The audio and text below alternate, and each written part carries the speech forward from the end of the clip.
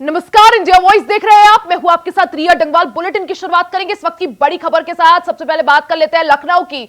लोक भवन में कैबिनेट की आज अहम बैठक होगी। मुख्यमंत्री योगी आदित्यनाथ बैठक की अध्यक्षता करेंगे। कई प्रस्तावों को मंजूरी दिए जाने की संभावना है।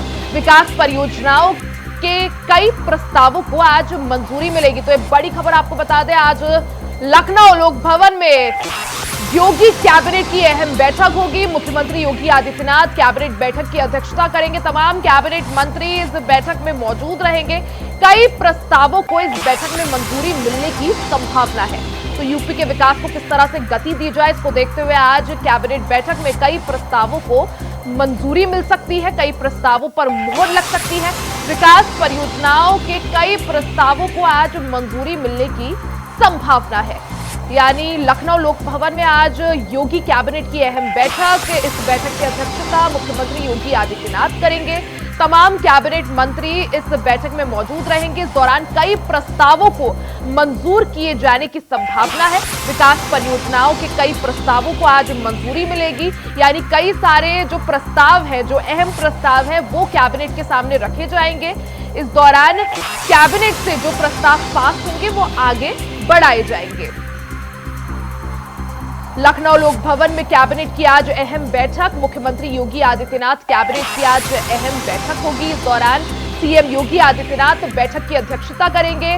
सभी कैबिनेट मंत्री इस बैठक में मौजूद रहेंगे। कई प्रस्तावों को इस बैठक में मंजूरी मिलने की संभावना है। विकास परियोजनाओं के कई प्रस्तावों को आज कैबिनेट के सामने रखा जाएगा, जिसके बाद जो प्रस्ताव कैबिनेट से पास होंगे उन्हें आगे बढ़ाया जाएगा।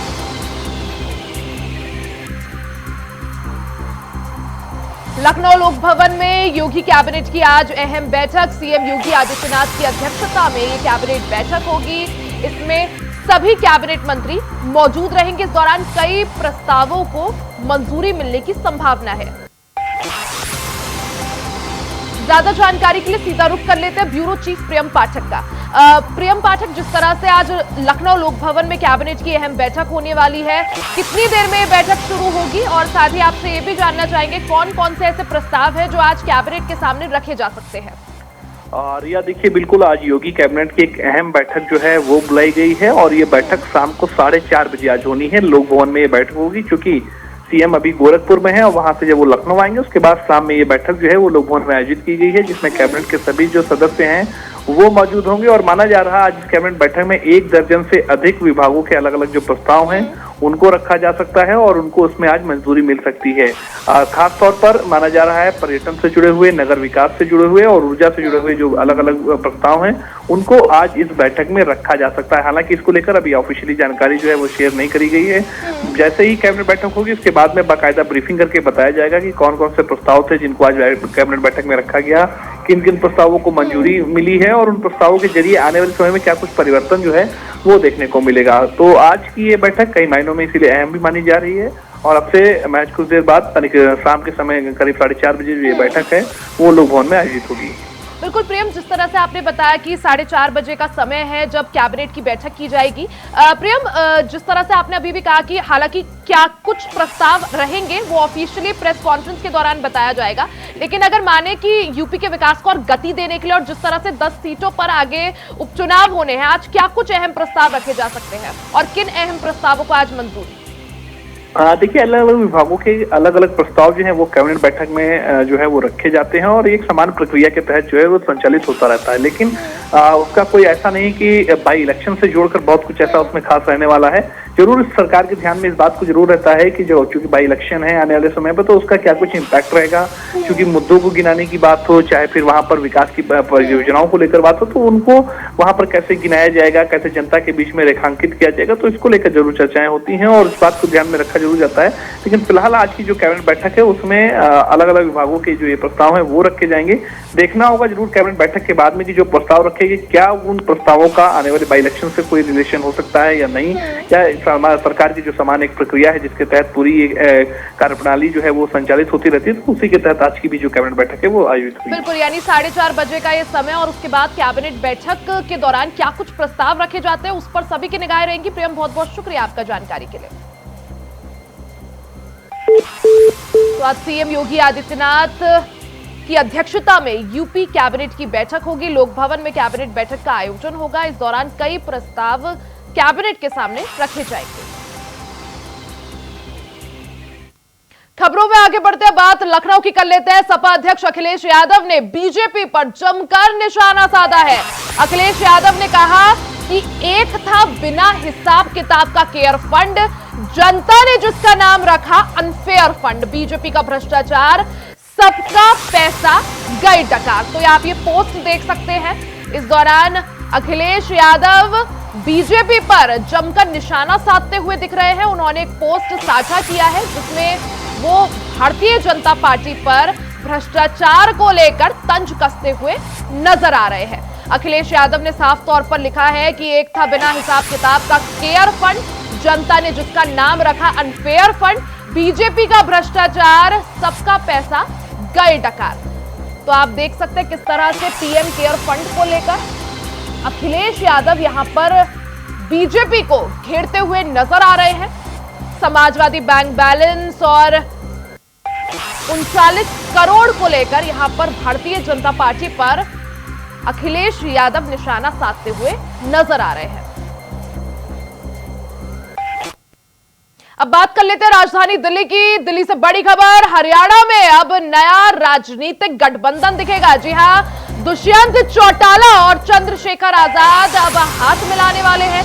हरियाणा चुनाव के लिए आज गठबंधन का ऐलान होगा, यानी जेजेपी और आजाद समाज पार्टी के बीच गठबंधन होने वाला है। दुष्यंत चौटाला और चंद्रशेखर आजाद इस दौरान आज संयुक्त प्रेस कॉन्फ्रेंस भी करेंगे।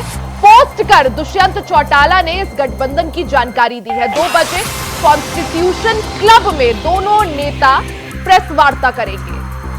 तो हरियाणा में जिस तरह से विधानसभा चुनाव है और चुनाव की तारीखों के ऐलान के बाद से ही हरियाणा में पूरी तरह से हलचल तेज है। इस दौरान हरियाणा में अब एक नया राजनीतिक गठबंधन देखने को मिलेगा। दुष्यंत चौटाला और चंद्रशेखर आजाद की पार्टी यानी जननायक जनता पार्टी और चंद्रशेखर आजाद की आजाद समाज पार्टी एक साथ मिलकर इस चुनाव को लड़ेंगे। जी हां, हरियाणा चुनाव के लिए गठबंधन का आज ऐलान किया जाएगा। जेजेपी और आजाद समाज पार्टी के बीच एक गठबंधन होगा। दुष्यंत चौटाला और चंद्रशेखर आजाद संयुक्त प्रेस कॉन्फ्रेंस करेंगे, ज्वाइंट प्रेस कॉन्फ्रेंस करेंगे। पोस्ट कर दुष्यंत चौटाला पहले ही गठबंधन की जानकारी दे चुके हैं। 2 बजे कॉन्स्टिट्यूशन क्लब में दोनों नेता प्रेस कॉन्फ्रेंस करेंगे। ज्यादा जानकारी के लिए सीधा रुख कर लेते हैं सहयोगी नितिन चौधरी का। नितिन, जिस तरह से हरियाणा में विधानसभा चुनाव की तारीखों के ऐलान के बाद से ही हलचल पूरी तरह से तेज हो गई है। हर राजनीतिक पार्टी अपने सोशल इंजीनियरिंग में जुट गई है और इसी बीच बड़ी खबर कि जेजेपी और आजाद समाज पार्टी के बीच भी गठबंधन होने वाला है।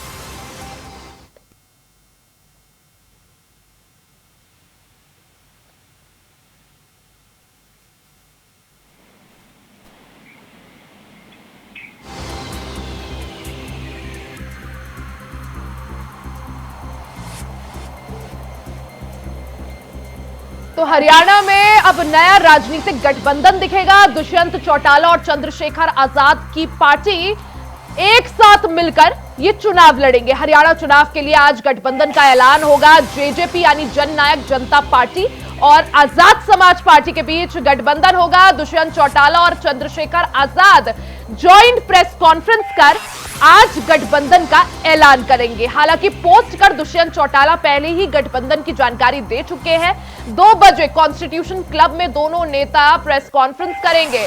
जिस तरह से हरियाणा में विधानसभा चुनाव का ऐलान हो चुका है, चुनाव की तारीखों का ऐलान हो चुका है, 18 सितंबर से चुनाव होना है। ऐसे में इस चीज को देखते हुए हलचल पूरी तरह से तेज हो गई है हरियाणा में और तमाम राजनीतिक दल अपनी अपनी सोशल इंजीनियरिंग में जुट गए हैं। सीधा रुख कर लेते हैं सहयोगी नितिन चौधरी का। नितिन, हरियाणा में जब से तारीखों का ऐलान हुआ है विधानसभा चुनाव की, तब से सियासी हलचल काफी ज्यादा तेज हो गई है। अब तमाम राजनीतिक दल अपनी अपनी सोशल इंजीनियरिंग में जुट गए हैं और इसी कड़ी में जेजेपी और आजाद समाज पार्टी ने गठबंधन का ऐलान कर दिया है। देखिए भैया, बिल्कुल इस तरीके से हरियाणा में चुनावों की हलचल काफी तेजी से देखने को मिल रही है। तो बता दें कि हरियाणा के अंदर जो है अब नया गठबंधन देखने को मिलेगा। बता दें कि आजाद समाज पार्टी और जेजेपी का जो गठबंधन है आज जो है वो ऐलान कर देंगे, क्योंकि सोशल मीडिया के द्वारा जो है जेजेपी के राष्ट्रीय अध्यक्ष जो है दुष्यंत चौटाला, उन्होंने इस चीज को लेकर जो है आज अपने सोशल मीडिया पे जो है पोस्ट जारी की थी। उन्होंने कहा कि अब आजाद समाज पार्टी के साथ में हमारा गठबंधन होगा, लेकिन उसके बाद लगातार जिस तरीके से आज चंद्रशेखर आजाद नगीना से सांसद है, लगातार वो जो है एक्टिव नजर आ रहे हैं। एक्टिव नजर आने के बाद ही लगातार जेजेपी के साथ उन्होंने गठबंधन किया, क्योंकि हरियाणा में चुनाव होना है और चुनाव होने के बाद तो लगातार इस तरीके से देखा जाता है कि आखिरकार जिसके साथ गठबंधन होता है लगातार वो पार्टी पूरी तरीके से जो है सक्सेस मानी जाती है और साथ ही चुनाव लड़ने का पूरी तरीके से अंदाज एक अलग रहता है। लेकिन उसके बाद जिस तरीके से 2 बजे आज प्रेस कॉन्फ्रेंस जो है दिल्ली के कॉन्स्टिट्यूशन क्लब में होगी, लेकिन उसके बाद लगातार चंद्रशेखर आजाद और जो जेजेपी के अध्यक्ष दुष्यंत चौटाला दोनों एक साथ में नजर आएंगे। लेकिन नितिन, सवाल ये भी, जैसे इसी साल के मार्च महीने में हमने देखा था कि बीजेपी और जेजेपी का गठबंधन टूटा था। अब जिस तरह से विधानसभा चुनाव बिल्कुल सर पर है, कुछ ही दिनों का और समय रह गया है, जेजेपी और आजाद समाज पार्टी का साथ आना जेजेपी के लिए यहाँ पर कितना फायदेमंद या आजाद समाज पार्टी के लिए कितना फायदेमंद, किसके लिए नफा किसके लिए नुकसान? देखिए बिल्कुल रिया, जिस तरीके से लगातार जो है हरियाणा में पहले जेजेपी का जो गठबंधन था वो भारतीय जनता पार्टी के साथ था, लेकिन उसके बाद लगातार यही देखा जाता है कि दोनों तरफ से चंद्रशेखर आजाद भी काफी एक्टिव नजर आते, क्योंकि भीम चंद्रशेखर आजाद पार्टी के जो तमाम कार्यकर्ता हैं वो पूरे तरीके से एक्टिव रहते हैं चुनावों को लेकर। और लगातार चंद्रशेखर पहले से ही एक्टिव है, क्योंकि जब से इन्होंने अपनी पार्टी बनाई है चंद्रशेखर आजाद लगातार जो है जनता के बीच में जा रहे हैं, जनताओं की समस्या का समाधान करा रहे हैं। और क्योंकि अब नगीना से भी जो सांसद हैं बिजनौर से, तो लेकिन उसके बाद जैसे ही जेजेपी के साथ उन्होंने गठबंधन किया है, दुष्यंत चौटाला के साथ हाथ मिलाया है, हाथ मिलाने के बाद लगातार अब ये देखा जाएगा कि आखिरकार दोनों पार्टियों के लिए कितनी महत्वपूर्ण बातें रहती हैं, कितने महत्वपूर्ण ये चुनाव रहेगा। क्योंकि जिस तरीके से लगातार जेजेपी और आजाद समाज पार्टी एक साथ गठबंधन करके चुनाव मैदान में उतरेंगे, लगातार नया मोड़ ही सामने आया है। और साथ ये भी देखा जाता है कि आखिरकार चुनावों के टाइम पे पहले जैसे जेजेपी का जो है भारतीय जनता पार्टी के साथ गठबंधन था, उस समय उन्होंने गठबंधन तोड़ा। गठबंधन तोड़ने के बाद जिस तरह से अगर हरियाणा के रण की बात करें, एक तरफ कांग्रेस, दूसरी तरफ समाजवादी पार्टी की भी शायद अब की बार एंट्री हो सकती है, तीसरी तरफ जेजेपी और आजाद समाज पार्टी और भारतीय जनता पार्टी, क्या माने जेजेपी और आजाद समाज पार्टी के बीच ये गठबंधन बीजेपी के लिए कितना खतरनाक और किस तरह से समीकरण बनते और बिगड़ते हुए यहाँ पर?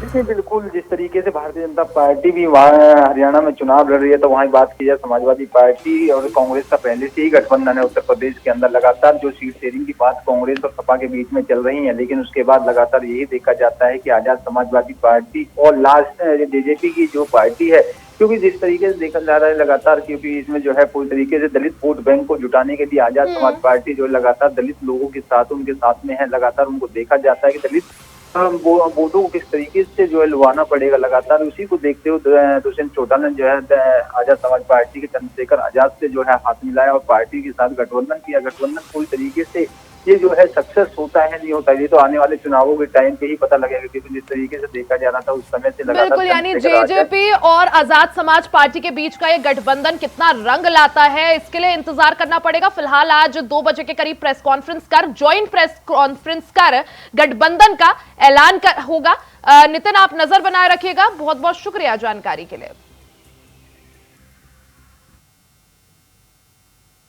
वहीं गोरखनाथ मंदिर पहुंचने पर सबसे पहले सीएम योगी आदित्यनाथ ने शिवावतार गुरु गोरखनाथ का दर्शन पूजन किया। अपने गुरुदेव ब्रह्मलीन महंत अवध्यानंद नाथ की समाधि पर माथा टेक पुष्पार्चन किया और उसके बाद मंदिर में श्री कृष्ण जन्मोत्सव के उपलक्ष्य में महंत दिग्विजयनाथ स्मृति सभागार में भजन कीर्तन का आयोजन किया गया था। इस दौरान मुख्यमंत्री योगी आदित्यनाथ ने सुमधुर भजनों का आनंद उठाते हुए राधा कृष्ण रूपधारी कई बच्चों ने भी भजन सुनाए। इन बच्चों के भजन पर सीएम योगी आदित्यनाथ मोहित हो गए।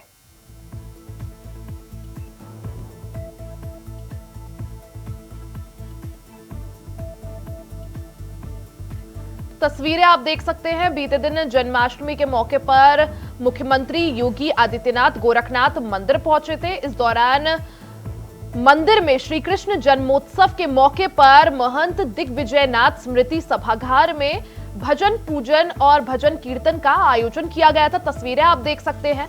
मुख्यमंत्री योगी आदित्यनाथ ने जन्माष्टमी का पर्व गोरखनाथ मंदिर में मनाया। इस दौरान गोरखनाथ मंदिर पहुंचने पर सबसे पहले सीएम योगी आदित्यनाथ ने शिव अवतार गुरु गोरखनाथ का दर्शन पूजन किया। अपने गुरुदेव ब्रह्मलीन महंत अवेद्यनाथ की समाधि पर उन्होंने माथा टेका, उनको श्रद्धांजलि अर्पित की। फिर उसके बाद मंदिर में श्री कृष्ण जन्मोत्सव के मौके पर महंत दिग्विजयनाथ स्मृति सभागार में भजन कीर्तन का आयोजन किया गया था। इस दौरान मुख्यमंत्री योगी आदित्यनाथ ने सुमधुर भजनों का आनंद लिया और राधा कृष्ण रूपधारी कई बच्चों ने भी इस मौके पर भजन सुनाए। इन बच्चों के भजनों पर सीएम योगी आदित्यनाथ मोहित हो गए। श्री कृष्ण जन्माष्टमी के मौके पर मुख्यमंत्री योगी आदित्यनाथ गोरखनाथ मंदिर में मौजूद रहे। गोरखनाथ मंदिर पहुंचने पर सबसे पहले सीएम योगी आदित्यनाथ ने शिव अवतार गुरु गोरखनाथ का दर्शन पूजन किया। अपने गुरुदेव ब्रह्मलीन महंत अवेद्यनाथ की समाधि पर उन्होंने माथा टेका, उनको नमन किया। उसके बाद मंदिर में श्री कृष्ण जन्मोत्सव के मौके पर महंत दिग्विजयनाथ स्मृति सभागार में भजन कीर्तन का आयोजन किया। ज्यादा जानकारी के लिए सीधा रुख कर लेते हैं संवाददाता अवनीश मणि त्रिपाठी। अवनीश, जिस तरह से मुख्यमंत्री योगी आदित्यनाथ जन्माष्टमी के मौके पर गोरखनाथ मंदिर में मौजूद रहे, क्या कुछ किस तरह से जन्माष्टमी का पर्व उन्होंने मनाया? जी, 2 दिवसीय गोरखपुर मुख्यमंत्री का दौरा है। कल जो है पहले दौरे पे रामदेव से और मुख्यमंत्री महोदय की मुलाकात हुई। रामदेव ने जो है मुख्यमंत्री महोदय को माल्यार्पण करके और पुष्प पहना करके गोरखनाथ मंदिर में पूजा अर्चना करके मुख्यमंत्री महोदय से सप्रेम भेंट की और मुलाकात की। साथ ही वहीं गोरखनाथ मंदिर में आयोजित कृष्ण जन्मोत्सव को देखते हुए मुख्यमंत्री महोदय ने जो है बच्चों को उपहार भी दिया और लोगों के साथ बैठ करके भजन कीर्तन का भी मुख्यमंत्री महोदय ने आनंद लिया। जी, मतलब पूरी तरह से पूरे खुशी उल्लास और उत्साह के साथ सीएम योगी आदित्यनाथ ने कृष्ण जन्मोत्सव गोरखनाथ मंदिर में मनाया। अवनीश, अगर आज की बात करें, आज सीएम योगी आदित्यनाथ का क्या कुछ कार्यक्रम? आज मुख्यमंत्री का अभी कुछ खास कार्यक्रम नहीं है। अगर आधिकारिक कुछ की बात करें तो अभी कोई बयान नहीं आया है। मुख्यमंत्री महोदय अभी अपने आवास पे ही हैं। कल देर रात तक जो है जन्मोत्सव मनाया गया है और इसलिए जो है अभी आज के किसी कार्यक्रम का कोई शेड्यूल रखा नहीं गया। ठीक है अवनीश, बहुत बहुत शुक्रिया आपका जानकारी के लिए। वहीं वृंदावन में ठाकुर बाके बिहारी मंदिर में आज मंगला आरती होगी। साल में एक बार होने वाली मंगला आरती के दौरान शामिल होने की अनुमति केवल 600 भक्तों को ही होगी। बता दें कि मंगलवार को वृंदावन में जन्माष्टमी मनाई जाएगी। इस दौरान हाईकोर्ट के आदेश पर यह संख्या सीमित की गई है। हाईकोर्ट के आदेश पर अमल करते हुए पुलिस प्रशासन ने पास जारी करने की व्यवस्था की है। वहीं प्रवेश पास को लेकर मारामारी मची हुई है। प्रवेश पास पाने के लिए प्रशासन के पास देश भर से सिफारिश आ रही है।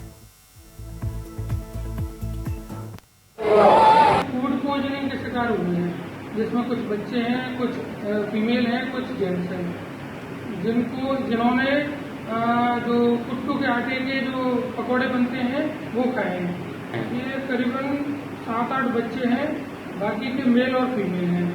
टोटल मरीज 55 हैं, जिनको 15 लोग जो है डिस्ट्रिक्ट हॉस्पिटल मथुरा के लिए रेफर हुए हैं। बाकी के 6 लोग हैं जो SNMC आगरा के लिए और 11 लोग BCH वृंदावन के लिए रेफर हुए। उसमें से कुछ लोगों की थोड़ी सी कंडीशन सीरियस थी, उनको भेज दिया गया जिला अस्पताल के लिए।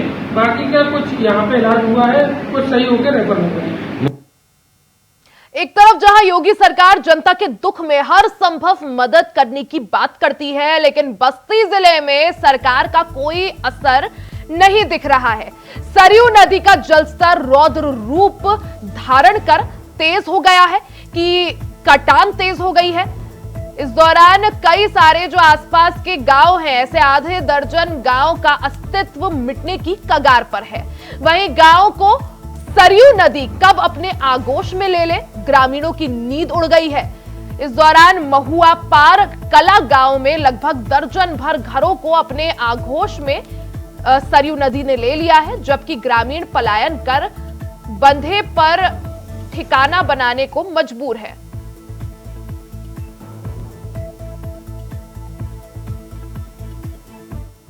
जी नमस्कार। ये देखिए बस्ती जनपद का महुआ पार कला जो कि ये सरयू नदी की कटान से लगातार इस गांव के करीब में आकर के और कई घरों को अपने चपेट में ले लिया। आज लगभग देखा जा रहा था कहीं न कहीं 3-4 घरों को जो है अपनी चपेट में लिया और सरयू की कटान से नदी में समा गए और लोग यहाँ से पलायन करने को मजबूर हैं।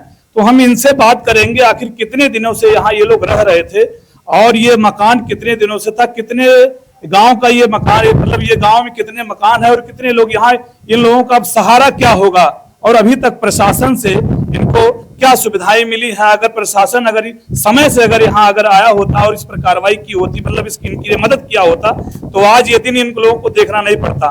तो हम इन्हीं से जानते हैं। जी माता जी बताइए आप लोगों को क्या समस्याएं हो रही हैं? समस्या बा कि जब खाए भी ना मारा था, जब जमीन ना सब कुछ बच गया। अच्छा, कितने सालों से आप लोग यहाँ रह रहे थे कि ये आज नदी कट रही है और कितने दूर पहले नदी थी? नदी कटा कर तो घुसका कर तो आदमी कहाँ जाए भाग के। हाँ जब डाले देवा आप लोग तब तो बस खेती बाड़ी आप लोगों की जैसे सब कहाँ गए? सब कट गए नदी में? कट गया, नदी चला गया, कुछ नहीं है। हम लोग कैसे खा पिए थे अपने? कितने सालों से यहाँ आप लोग रह रहे हैं? अरे हो तो साल हो गया। अभी तक कितने घर जो है इस नदी में जो है समा चुके हैं? बहुत समाज बेचारा 7-8 कम नहीं हुई। देखिए ये भी है भाई साहब जो है जी, क्या लगता है कि मतलब जो है प्रशासन अगर आप यहाँ मदद करेगा तो क्या आप लोग बच सकते हैं? हाँ कोशिश करें तो बचेगा, तो नहीं करें पाएंगे ना, कुछ नहीं होगा। क्या दिक्कतें हो रही हैं? कट रहा है, यही दिक्कत है। घर सबको चला गया आधा ज्यादा। कैसे कट रहा? नदी काट रही है सर। हाँ। नदी पहले कहाँ थी? जैसे ये 8 बताया जा रहा था 8 किलोमीटर दूरी थी नदी। हाँ। सर हाँ। तो क्या प्रशासन इसकी जानकारी नहीं रखता था? कुछ नहीं जानकारी सर रखे। हाँ। तो हम लोग धरना दिए गाय घाट में, फिर आए, फिर आके चले गए। कितने घर नदी के चपेट में आ चुके हैं? 10-12 लोग कट गए। अच्छा, कितने गांव चपेट में आ रहे हैं? कम से कम 4-5 गांव हैं चपेट में। क्या मांग करते हैं कि जिससे कटान रोका जा सकता है? आप लोग जैसे क्या लगता है कि प्रशासन इसको रोकेगा? जैसे प्रशासन कुछ नहीं कर पाएंगे, हम लोग खाली जमीन दे दें, हम लोग के बस जाएं इधर डांडे बंधा के उस पार चाहिए। क्या नाम है आपका? अब बुलेट के बोल्डर गिराने से कोई कुछ नहीं फायदा है। अच्छा हाँ। क्या नाम है आपका? राजू पासवान।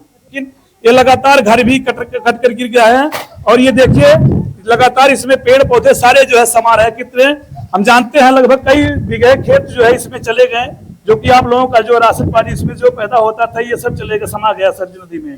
लेकिन प्रशासन की तरफ से अगर देखा जाए कहीं ना कहीं, और ये जो व्यवस्थाएं हैं, अगर प्रशासन बताते हैं 8 किलोमीटर दूर जो नदी है, अगर समय से प्रशासन अगर इस पर जो है समय से अगर चेता होता, अगर इन पर बंधा ठोकर वगैरह जो बनाया होता तो शायद ये चीजें नहीं आती आप लोगों के साथ।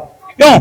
तो ये चीजें लगातार, और ये ग्रामीणों का जो दर्द है ये लगातार अपने दर्द को बयां कर रहे हैं। तो हम जानना चाहते हैं आपसे भी।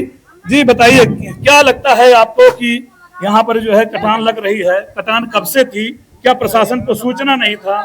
कटान तो सर ये लगभग 1.5 महीना हो गया सर। प्रशासन को इसकी सूचना था कि नहीं? सूचना तो इधर लोग इधर दिए थे और डीएम एसडीएम के पास सब जगह गया हुआ था। हाँ। लेकिन इस पे कोई एक्शन नहीं हुआ। अच्छा। इस पे कोई एक्शन नहीं हुआ जो है आप सामने दिख रहा है, लेकिन इससे बचने वाला नहीं है, कुछ इससे कुछ होने वाला नहीं है। क्या चाहते हैं आप लोग जो है यहाँ पर जो है? अगर यहाँ पे पत्थर या दूसरा मतलब कोई बड़ा एक्शन लिया गया होता तो शायद ये गाँव बच सकता था। जनप्रतिनिधियों का क्या रवैया है? जो यहाँ से विधायक और सांसद इन लोगों की जो बड़ी बड़ी बातें करते हैं, और सरकार का जो वादा होता है कि हम जनता को सारी सुविधा मुहैया कराते हैं, क्या कहेंगे उनको? सुविधा क्या है सर? वो 10 किलो चावल या भोजा से इससे तो दिन कट नहीं जाएगा सर। तो इसमें जो है या तो जमीन मिलना चाहिए, आवास मिलना चाहिए, इसी में थोड़ा जनता का भलाई हो सकता है। वैसे अगर गांव बच जाए तो सबसे अच्छी बात है। गांव नहीं बचेगा तो फिर बेघर होके जिसके पास जमीन नहीं है क्या करेगा सर? कहाँ पे रहेगा वो जाके? तो ये लोगों का साफ तौर पर कहना है कि अगर ये जो बोल्डर होते हैं, बड़े बड़े पत्थर, अगर समय से अभी भी अगर गिरा दिया जाए यहाँ पर, तो शायद यहाँ पर जो है इन गांव को बचा लिया जाएगा। और इनकी जो पुश्तैनी मकान है, कई सालों से इन लोग यहाँ रह रहे थे, इनको छोड़ने में भी जो है एक बार जैसे होता है कि जहाँ आदमी रहता है उसकी ये मोह जैसे माया होती है, वो लगता है। लेकिन फिर भी ये लोग संतोष करके ये भी कह रहे हैं कि हम लोगों को कहीं और जगह बसा दिया जाए, जो हम लोग अपने इधर उधर पलायन करने को मजबूर हैं। तो हम लोग प्रशासन से मांग करते हैं कि कहीं ना कहीं हमको व्यवस्थित किया जाए। बस्ती से इंडिया वॉइस के लिए भवुंदर यादव। बुलेटिन में फिलहाल के लिए सिर्फ इतना ही। खबरों का सिलसिला जारी रहेगा, बने रहें इंडिया वॉइस के साथ।